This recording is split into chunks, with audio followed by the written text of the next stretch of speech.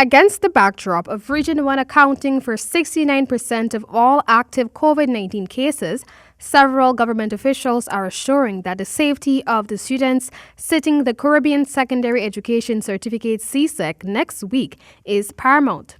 Graham Atkinson, resident of the Santa Rosa Mission and volunteer with the Santa Rosa Village Council and Regional Health Office, stated that with the region's 74 active cases, multiple containment measures have been implemented to prevent the spread of the virus, especially among students. There has been some measures that were discussed with the Department of Education, that they will put very rigorous measures in place in terms of screening any student that has tested positive for COVID-19 will not be allowed to write the exam with the normal students.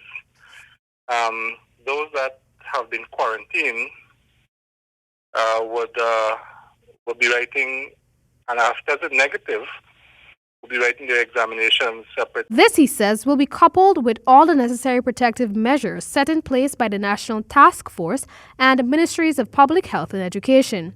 When contacted, Minister of Education Dr. Nicolette Henry stated that her ministry is guided by the National Task Force on such issues. She added that there has been no directive given, and if there are changes, the candidates will be notified.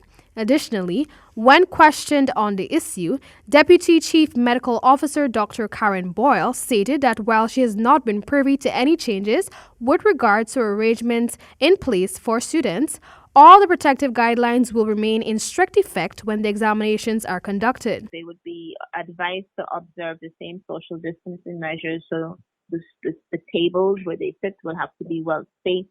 They would be asked to make sure they all have on masks, including the invigilators, a well-ventilated room. I think once they can, if the rest of the school, for instance, is not in place, they should be able to use higher buildings. Moreover, she suggested that students in the area that pose a high risk to others should take the examination in a separate space. I understand persons who were at high risk would have been tested, so you'd know who were the persons who pose an increased risk to the others, to keep, to separate them from those who are not known to be infected. Thousands of students are registered to sit the examination in the country from July 13.